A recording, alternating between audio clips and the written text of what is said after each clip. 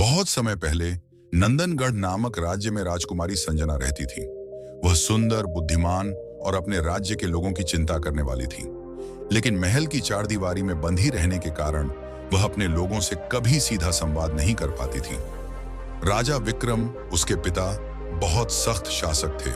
उनका मानना था कि एक शासक को हमेशा अनुशासन में रहना चाहिए और दूसरों से दूरी बनाए रखनी चाहिए। वह संजना को महल से बाहर जाने की इजाजत नहीं देते थे। संजना अक्सर अपनी माँ रानी अनामिका की तस्वीर देखकर उनसे बातें करती थी। रानी का देहांत संजना के बचपन में ही हो गया था। संजना को अपनी माँ से सुने हुए कुछ शब्द याद थे। एक सच्चा शासक वही होता है जो अपने लोगों के दर्द को महसूस करे। लेकिन यह बात उसके पिता की कठोरता से बिल्कुल उलट थी। संजना को अक्सर लगता कि उसके पिता उसे समझ नहीं पाते।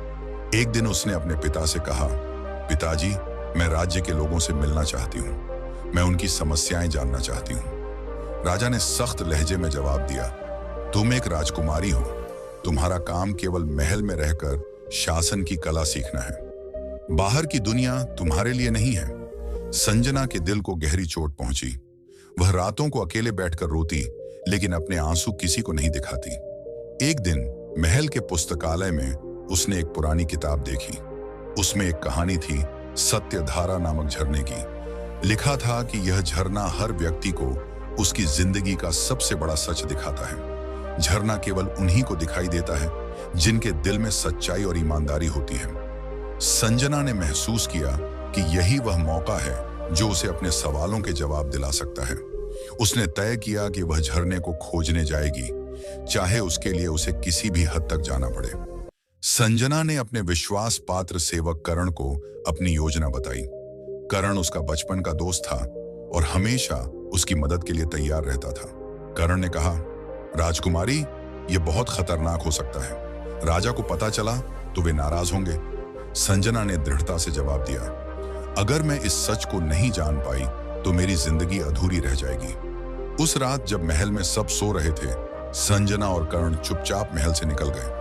महल से बाहर निकलते ही दोनों एक घने जंगल में पहुंचे।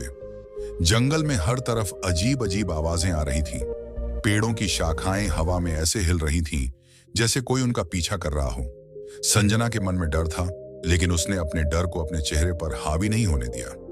कुछ दूर चलने के बाद उन्हें एक बूढ़ी औरत मिली। वह थकी हुई और भूखी लग रही थी। उसने कहा, बेटी, क्या तुम मुझे कुछ खाने को दोगी? मैं कई दिनों से भूखी हूं। करण ने कहा, राजकुमारी, यह औरत धोखा भी दे सकती है। हमें जल्दी करनी चाहिए। संजना ने करण को रोका और अपने झोले से रोटी निकालकर उस बूढ़ी औरत को दी। तुम्हारा दिल बहुत बड़ा है, तुम्हें तुम्हारा रास्ता जरूर मिलेगा। यह कहते हुए उसने उन्हें झरने की दिशा बताई। झरने की ओर बढ़ते हुए वे एक गुफा के पास पहुंचे।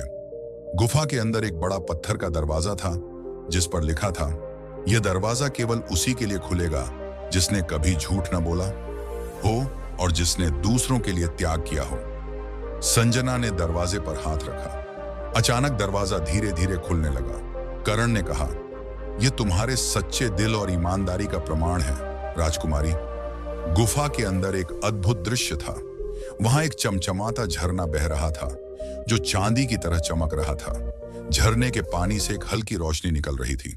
संजना ने झरने के पास जाकर पानी पिया। जैसे ही उसने पानी पिया, उसके दिमाग में एक अजीब सी अनुभूति हुई। उसे अपने जीवन के कई छुपे हुए सच दिखाई देने लगे। संजना ने देखा कि उसके पिता राजा विक्रम सख्त नहीं थे।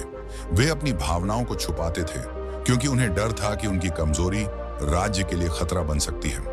उन्होंने अपना पूरा जीवन राज्य के लिए बलिदान कर दिया था। संजना को यह भी एहसास हुआ कि राज्य के लोग उसकी तरह ही प्यार और ध्यान चाहते थे। वे चाहते थे कि उनका शासक उनके साथ खड़ा हो, उनके दुख दर्द को समझे। संजना की आंखों में आंसू थे। उसने झरने से निकलकर करण से कहा, करण, अब मैं जान गई हूं कि मेरे पिता क्यों इतने सख्त हैं। मैं उन्हें बदलने की कोशिश नहीं करूंगी, लेकिन मैं यह जरूर करूंगी कि उनकी जगह लोगों के करीब जाकर उनकी समस्याएं सुनूं। महल लौटने पर संजना ने अपने पिता से सब कुछ बताया। वह उनके सामने रो पड़ी और कहा, पिताजी, मैंने आपका दर्द देखा है। मैं जानती हूं कि आप मुझसे और इस राज्य से कितना प्यार करते हैं, लेकिन मुझे लोगों के करीब जाने दीजिए। मैं उनकी सेवा करना चाहती हूँ। राजा की आंखों में पहली बार आंसू आए। उन्होंने कहा, संजना, तुमने वह कर दिखाया जो मैं कभी नहीं कर पाया। जाओ और अपनी प्रजा के दिलों में अपनी जगह बनाओ। संजना ने राज्य के हर गांव का दौरा किया। उसने किसानों, व्यापारियों और सैनिकों से बात की। उसने उनकी समस्याओं को समझा और उन्हें सुलझाने का हर संभव प्रयास किया। राज्य में खुशी की लहर दौड़ गई। लोग संजना को सच्चाई की रानी कहने लगे।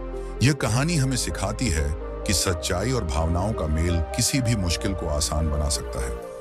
एक सच्चा शासक वही होता है जो अपने लोगों के दिल को समझे